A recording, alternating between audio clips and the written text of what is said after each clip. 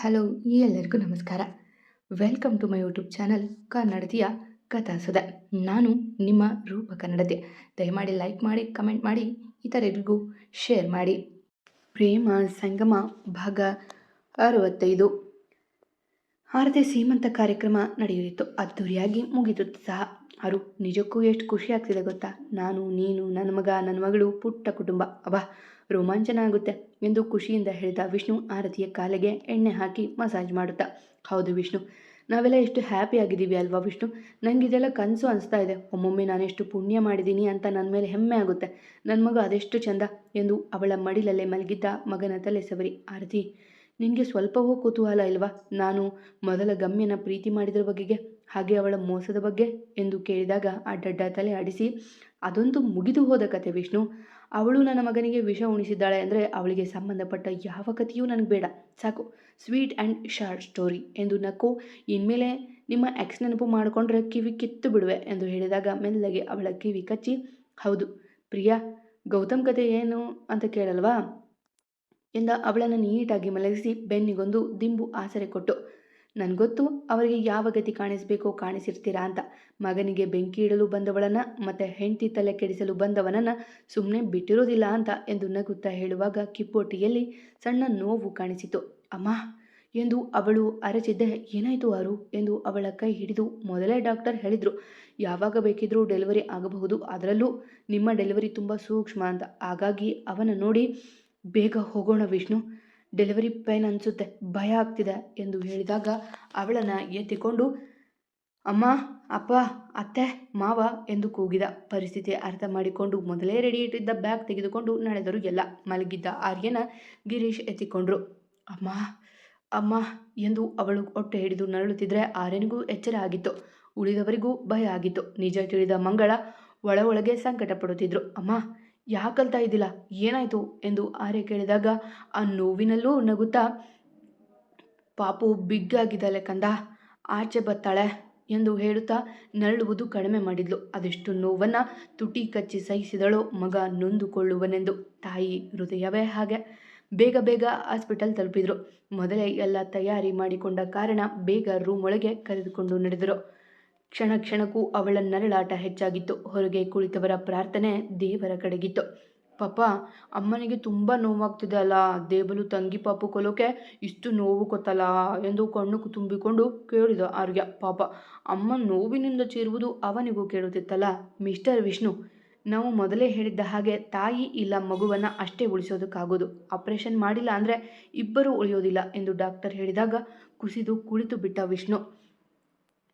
ಏನು ಹೇಳ್ತಿದ್ದೀರಾ ಡಾಕ್ಟರ್ ಎಂದು ರಮೇಶ್ ಅವರು ಕೇಳಿದಾಗ, ಹೌದು, ಅವರು ಕನ್ಸೀವ್ ಆದಾಗಲೇ ನಾನು ಹೇಳಿದ್ದೆ ಇದು ಕಾಂಪ್ಲಿಕೇಟೆಡ್ ಅಂತ. ಬೇಗ ಹೇಳಿ, ಯಾರು ಬೇಕು ಎಂದು ಹೇಳಿದಾಗ ಎಲ್ಲರೂ ಉತ್ತರಿಸುವ ಮೊದಲೇ, ನನಗೆ ನನ್ನ ಅಮ್ಮ ಬೇಕು ಎಂದು ಆರ್ಯ ಅಳುತ್ತಾ ಹೇಳಿದ್ರೆ ಒಳಗಿದ್ದ ತಾಯಿ ಕರಳು ಚುರುಕ್ ಎಂದಿತ್ತು.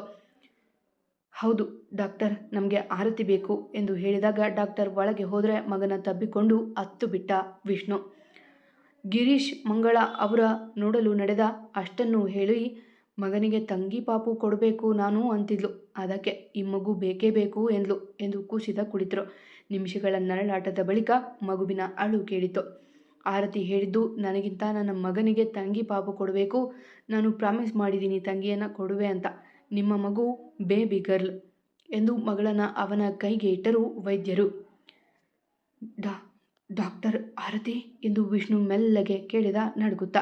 ಅವಳ ದನಿ ಕೇಳದೆ ಭಯವಾಗಿತ್ತು ಅವನಿಗೆ. ಡೋಂಟ್ ವರಿ, ಸ್ವಲ್ಪ ಟೈರ್ಡ್ ಆಗಿದ್ದಾರೆ, 10 ನಿಮಿಷ ಬಿಟ್ಟು ನೋಡಬಹುದು ಎಂದು ಹೇಳಿದಾಗ ತಲೆ ಆಡಿಸಿ ವಿಷ್ಣು ಮಗಳನ್ನು ನೋಡಿದ. ಮುದ್ದು ಮಗಳು ಕಣ್ಣು ಬಿಡಲು ಸಹ ಕಷ್ಟಪಡುತ್ತಾ ಒದ್ದಾಡುತ್ತಿದ್ಲು. ಆರತಿಯ ರೂಪವನ್ನೇ ಎರವಲು ಪಡೆದಿದ್ಲು. ತುಂಬ ಮುದ್ದಾಗಿದ್ದಾಳೆ ಅಲ್ವಾ ಅಪ್ಪ ನನ್ನ ತಂಗಿ, ವಾವ್ ಎಂದು ಆರ್ಯ ಹೇಳಿದಾಗ ಅವನತ್ತ ನೋಡಿ, ಕಂದ, ನಿನ್ನ ಅಮ್ಮನ ಥರವೇ ಮುದ್ದಾಗಿದ್ದಾಳೆ ಎಂದು ಅವಳ ಹಣೆಗೆ ಸೋಕಿಯೂ ಸೋಕದಂತೆ ಹೂ ಮುತ್ತನಿತ್ತ. ಕೊಡೋ ವಿಷ್ಣು, ನಾವು ನಮ್ಮ ಮೊಮ್ಮಗಳನ್ನು ಎತ್ತಿಕೊಳ್ತೀವಿ ಎಂದು ಹೇಳಿ ಕೈ ಚಾಚಿದಿರಲಿಲ್ಲ. ಮಗಳನ್ನು ಅವರ ಕೈಗೆ ಕೊಟ್ಟ. ಎಲ್ಲರೂ ಒಂದು ಕ್ಷಣ ಅದೆಷ್ಟು ಭಾವುಕರಾದರು. ಮುದ್ದು ಕಂದಮ್ಮ ಭೂಮಿಗೆ ಬರಲು ಅವಳು ಅದೆಷ್ಟು ನೋವು ತಿಂದಳು ಎಂದು ನೆನೆದು ಮಗುವಿಗೆ ಮುತ್ತು ಕೊಟ್ಟರು. ಅಷ್ಟರಲ್ಲಿ ಡಾಕ್ಟರ್ ಒಳಗೆ ಬರುವಂತೆ ಕರೆದಾಗ ಮೊದಲು ವಿಷ್ಣು ಆರ್ಯನೇ ನಡೆದರು ತಂಗಿ ಪಾಪು ಕರೆದುಕೊಂಡು. ಆರು ಎಂದ ಮೆಲ್ಲಗೆ. ಸುಸ್ತಾಗಿ ಬಳಲಿ ಹೋಗಿದ್ದ ಆರತಿ ಮೆಲ್ಲಗೆ ತಲೆ ಎತ್ತಿ ನೋಡಿದ್ಲು. ಅವಳ ಮುಖದಲ್ಲಿ ನೋವು, ಆಯಾಸ ಎದ್ದು ಕಾಣುತ್ತಿತ್ತು. ಮಾತು ಕೊಟ್ಟ ಹಾಗೆ ತಂಗಿ ಪಾಪು ಕೊಟ್ಟು ಬಿಟ್ಟೆ ಎಂದು ಹೇಳಿ ಮಗಳನ್ನ ಆರತಿಯ ಪಕ್ಕ ಮಲಗಿಸಿ, ನಮ್ಮ ಮಗಳು ಎಂದ ವಿಷ್ಣು ಕಣ್ಣು ತುಂಬಿಕೊಂಡು. ಅಮ್ಮ ತುಂಬ ನೋವಾತಾ? ತಂಗಿ ಪಾಪುನೋದು ಸೇಮ್ ನನ್ನ ತಲ ಇದ್ದಾಳೆ ಎಂದು ಹಾರೆ ಹೇಳಿದಾಗ ಇಷ್ಟೊತ್ತು ಅನುಭವಿಸಿದ ನೋವೆಲ್ಲ ಸುಳ್ಳೇ ಎಂಬಂತೆ ನಕ್ಕು ಅವನ ಅಪ್ಪಿ ಹ್ಯಾಪಿ ಎಂದು ಕೇಳಿದಳು ಅವನ ಹಣೆಗೆ ಮುತ್ತಿಟ್ಟು. ತುಂಬ ಹ್ಯಾಪಿ ಮಮ್ಮಿ ಎಂದು ಖುಷಿಯಿಂದ ಹೇಳಿದ ಕಂದಮ್ಮ. ನನಗೂ ಖುಷಿ ಆಯಿತು ಕಣೋ ಎಂದು ಹೇಳಿ ಅವನ ತಬ್ಬುವಾಗ ಹೊಟ್ಟೆಗೆ ಮೇಲೆ ಅವನ ಭಾರ ಆಗಿ ಸ್ವಲ್ಪ ನೋವಾಗಿತ್ತು. ಕಂದ, ಹಾಗೆಲ್ಲ ಹೊಟ್ಟೆ ಮೇಲೆ ಕೈ ಹಾಕಬಾರದು ಕಣೋ, ತಂಗಿ ಪಾಪು ತೆಗೆಯುವಾಗ ಹೊಟ್ಟೆ ಕೊಯ್ದು ಬಿಟ್ಟಿದ್ದಾರೆ, ನೋವಾಗುತ್ತೆ ಎಂದು ಆರತಿ ಒಂದು ಮಾತು ಹೇಳಿದ್ದೆ ಹಾಸಿಗೆ ಬಿಟ್ಟು ಕೆಳಗೆ ಹಾರಿದ್ದ ಕಂದ. ಸಾಲಿ ಮಮ್ಮಿ ಎಂದು ಹೇಳಿದ ಅರ್ಥ ಮಾಡಿಕೊಂಡು. ಇನ್ನೂ ಸ್ವಲ್ಪ ತಿಂಗಳು ಕಂದ, ಆಮೇಲೆ ಮೊದಲಂತೆ ನಾನು ನಿನ್ನ ಎತ್ತಿಕೊಳ್ತೀನಿ, ಬೇಜಾರಾಗಬಾರ್ದು ಆಯ್ತಾ ಎಂದು ಕೇಳಿದಾಗ ತಲೆ ಆಡಿಸಿದ ಕಂದ. ಅವಳ ಮನದಲ್ಲಿ ಅದೇನೋ ಒಂದು ಆಸೆ ಹುಟ್ಟಿತ್ತು. ವಿಚಿತ್ರ ಅಂದರೆ ತಪ್ಪಾಗಲಾರದು. ಮೆಲ್ಲಗೆ ವಿಷ್ಣು ಕೈ ಹಿಡಿದು, ವಿಷ್ಣು ನನಗೊಂದು ಆಸೆ ಇದೆ ಎಂದಳು ಮೆಲ್ಲಗೆ. ಆರತಿ, ಮೊದಲು ಮಗುವಿಗೆ ಹಾಲು ಕುಡಿಸಿಬಿಡು, ಅಳ್ತಾ ಇದೆ ಎಂದು ಡಾಕ್ಟರ್ ಹೇಳಿದಾಗ ತಲೆ ಆಡಿಸಿ ವಿಷ್ಣುವನ್ನು ನೋಡಿ, ನೀವು ಅಂದು ಹೇಳಿದ್ರಿ ಅಲ್ವಾ ವಿಷ್ಣು, ನಮ್ಮ ಮಗನಿಗೆ ತಾಯಿ ಪ್ರೀತಿ ಯಾವುದರಿಂದಲೂ ಸಿಗಲೇ ಇಲ್ಲ ಅಂತ ಎಂದಾಗ ಗೊಂದಲದಿಂದ ಅವಳನ್ನೇ ನೋಡಿದ ವಿಷ್ಣು. ತನ್ನ ಎದೆಯಲ್ಲಿ ಹಾಲಿದ್ರೂ ನನ್ನ ಮಗನಿಗೆ ಅವಳು ಕೊಡಲಿಲ್ಲ ಅಂತ ಹೇಳಿದ್ರಿ ಅಲ್ವಾ ವಿಷ್ಣು. ಮಗುವಿಗೆ ತಾಯಿ ಎದೆ ಹಾಲು ತುಂಬ ಶ್ರೇಷ್ಠ ಗೊತ್ತಾ, ಅದರಲ್ಲೂ ಹುಟ್ಟಿದ ತಕ್ಷಣ ಸಿಗುವ ಹಾಲು ತುಂಬ ಒಳ್ಳೆಯದು ಎಂದು ಹೇಳುವಾಗ ಅವಳು ಯಾವುದರ ಪೀಠಿಗೆ ಹಾಕುತ್ತಿದ್ದಾಳೆ ಎಂದು ಗೊತ್ತಾಯಿತು ಅವನಿಗೆ. ಬೇಡ ಆರು, ನಮ್ಮ ಮಗಳಿಗೆ ಹಾಲು ಕೊಡು, ಈ ಸಾಹಸ ಎಲ್ಲ ಬೇಡ ಎಂದು ಹೇಳಿದಾಗ ತಲೆ ಅಡ್ಡಡ್ಡ ಆಡಿಸಿ, ಎಷ್ಟೋ ತಾಯಂದರು ತಮಗೆ ಎರಡನೇ ಮಗು ಆದಾಗ ಸಹ ಮೊದಲನೇ ಮಗುವಿಗೆ ಹಾಲು ಉಣಿಸ್ತಾರೆ. ನಾನು ಹಾಗೆ ಮಾಡ್ತೀನಿ ವಿಷ್ಣು, ಮಗ ಮಗಳು ಇಬ್ಬರಿಗೂ ಕೊಡ್ತೀನಿ. ಆದರೆ ಮೊದಲನೇ ಬಾರಿಗೆ ತಾಯ್ತನದ ಅನುಭೂತಿ ಕೊಟ್ಟ ನನ್ನ ಮಗನಿಗೆ ನಾನು ಮೊದಲು ಹಾಲು ಉಣಿಸ್ಬೇಕು. ಅವನಿಗಾಗಿ ಗರ್ಭ ಕೊಡುವ ಅವಕಾಶ ಇಲ್ಲ. ಆದರೆ ಇದು ನನ್ನಿಂದ ಆಗುತ್ತೆ, ಪ್ಲೀಸ್ ವಿಷ್ಣು ಎಂದು ಆರತಿ ಹೇಳಿದಾಗ ಡಾಕ್ಟರ್ ಸೇರಿದಂತೆ ಎಲ್ಲರೂ ಅಚ್ಚರಿಯಿಂದ ನಿಂತು ಬಿಟ್ರು. ಪ್ಲೀಸ್ ಡಾಕ್ಟರ್, ಇದರಿಂದ ಮಗಳಿಗೆ ಏನೂ ಸಮಸ್ಯೆ ಇಲ್ಲ ಅಲ್ವಾ ಎಂದು ಆರತಿಯ ಮತ್ತೊಮ್ಮೆ ಕೇಳಿದಾಗ ತಲೆ ಅಡ್ಡಡ್ಡ ಆಡಿಸಿದ ವೈದ್ಯರು, ಇಲ್ಲ, ಒಂದು ಎದೆ ಹಾಲು ಮಗನಿಗೆ ಮತ್ತೊಂದು ಮಗಳಿಗೆ ಕೊಡಿ. ಮೊದಲ ಸ್ತನ್ಯಪಾನ ತುಂಬ ಶ್ರೇಷ್ಠ. ಹಾಗೆ ಇನ್ನೊಂದು ಮಾತು, ನಿಮ್ಮ ಮಗನಿಗೆ ನಾನು ಹೇಳಿಕೊಡುವೆ, ಆದರೆ ದಿನಕ್ಕೆ 1 ಬಾರಿ ಹಾಲು ಕೊಡಿ ಸಾಕು ಎಂದು ಡಾಕ್ಟರು ಒಪ್ಪಿಗೆ ನೀಡಿದಾಗ ಖುಷಿಯಿಂದ ವಿಷ್ಣು ಕಡೆಗೆ ನೋಡಿ, ನೀವು ಆಚೆ ಹೋಗಿರಿ, ನಾನು ಮಗನನ್ನು ಕಳಿಸುವೆ ಎಂದು ಹೇಳಿದಾಗ ತಲೆ ಆಡಿಸಿದ ವಿಷ್ಣು.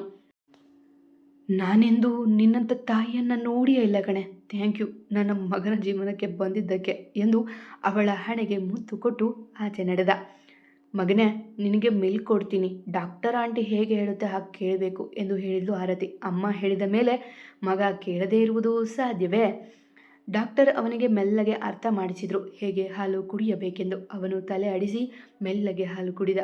ಆ ಅನುಭವ ಅದ್ಭುತ. ಪ್ರತಿಯೊಬ್ಬ ತಾಯಿಯೂ ಬಯಸುವ ಧನ್ಯಭಾವ ಅದು. ಆರ್ಯ ಅಂತೂ ಕಣ್ಣು ತುಂಬಿಕೊಂಡು ಅವಳು ಹೇಳಿದಂತೆ ಕೇಳಿದ್ದ. ತನ್ನ ಹಲ್ಲುಗಳಿಂದ ಅವಳಿಗೆ ಹಾನಿಯಾಗದಂತೆ ನೋಡಿಕೊಂಡವ. ಮನಸ್ಸಿಗೆ ತೋಚಿದ್ದು ಬರೆದಿರುವೆ, ಅತಿಶಯೋಕ್ತಿ ಅನಿಸಿದರೆ ಹೊಟ್ಟೆಗೆ ಹಾಕಿಕೊಂಡ್ಬಿಡಿ. ತಾಯಿ ಇಲ್ಲದ ಮಗುವಿಗೆ ಅದೊಂದು ಅನುಭವ ಆಗಲಿ ಎಂದು ಬರೆದಿರುವೆ ಅಷ್ಟೇ. ಹೀಗೂ ಆಗಬಹುದು, ಆಗದೆ ಇರಬಹುದು, ಕ್ಷಮಿಸಿ. ಮಮ್ಮಿ ತುಂಬ ಥ್ಯಾಂಕ್ಸ್, ನನಗೆ ಸಾತು, ತಂಗಿ ಪಾಪುಗೆ ಮಿಲ್ಕ್ ಕೊಡಿ ಎಂದು. ಇದು ತುಂಬ ಚೆನ್ನಾಗಿದೆ ಎಂದು ಹೇಳಿದಾಗ ಅವನ ತಲೆ ಸವರಿ ಹಣೆಗೊಂದು ಮುತ್ತು ಕೊಟ್ಟು, ಥ್ಯಾಂಕ್ ಯು ಕಂದ, ಅಮ್ಮನಿಗೆ ಅಮ್ಮನ ಸ್ಥಾನ ಕೊಟ್ಟಿದ್ದಕ್ಕೆ. ಹೋಗು, ಅಪ್ಪನ ಬಳಿ ಇರು ಎಂದು ಹೇಳಿದಾಗ ತಲೆ ಆಡಿಸಿ ನಡೆದ ಅವ. ನಂತರ ಡಾಕ್ಟರ್ ಮಗುವನ್ನು ಹಿಡಿದುಕೊಂಡು ಹಾಲು ಕುಡಿಸುವುದು ಹೇಳಿಕೊಟ್ರೆ ಈಗ ಮಗುವಿಗೆ ಹಾಲು ಉಣಿಸಿದ್ಲು. ತನ್ನ ಬೊಚ್ಚು ಬಾಯಿಯಲ್ಲಿ ಮಗು ಹಾಲು ಕುಡಿಯುವುದು ನೋಡಿ ಸಂತೃಪ್ತರಾದಳು ಆರತಿ. ಆಚೆ ಇದ್ದ ಹೆತ್ತವರಿಗೂ ವಿಷಯ ತಿಳಿದು ಖುಷಿಪಟ್ಟರು. ಮಗು ಮಲಗಿದ ಮೇಲೆ ಮತ್ತೆ ಎಲ್ಲರೂ ಹೋಗಿ ಮಾತನಾಡಿಸಿ ಬಂದರು. ಕಾಂಪ್ಲಿಕೇಟೆಡ್ ಡೆಲಿವರಿ ಆದ್ದರಿಂದ 3 ದಿನದ ನಂತರ ಡಿಸ್ಚಾರ್ಜ್ ಮಾಡಿದ್ರು ತಾಯಿ ಮಗುವನ್ನು. ವಿಷ್ಣು ಮಂಗಳ ಹಾಸ್ಪಿಟಲಲ್ಲಿದ್ದರೆ ದಿನಕ್ಕೊಮ್ಮೆ ಎಲ್ಲರೂ ಬಂದು ನೋಡಿಕೊಂಡು ಹೋಗ್ತಿದ್ರು. 3 ದಿನಗಳ ನಂತರ ವಿಷ್ಣು ಆರತಿ ಮನೆ ಅದ್ದೂರಿಯಾಗಿ ತಯಾರಾಗಿತ್ತು. ತಾಯಿ ಮಗುವನ್ನು ಸ್ವಾಗತ ಮಾಡಲು. ವೆಲ್ಕಮ್ ಮಗಳೇ ಎಂದು ಹೂವಿನಿಂದ ಬರೆದಿದ್ದ ವಿಷ್ಣು ಒಳಗೆ ಬರುವ ಮೊದಲು ಕುಂಕುಮದ ನೀರಿನಲ್ಲಿ ಮಗಳ ಪಾದಗಳ ಅದ್ದಿಸಿ ಬೋರ್ಡ್ ಒಂದರ ಮೇಲೆ ಅವಳ ಪುಟ್ಟ ಗುರುತು ಮೂಡಿಸಿದ.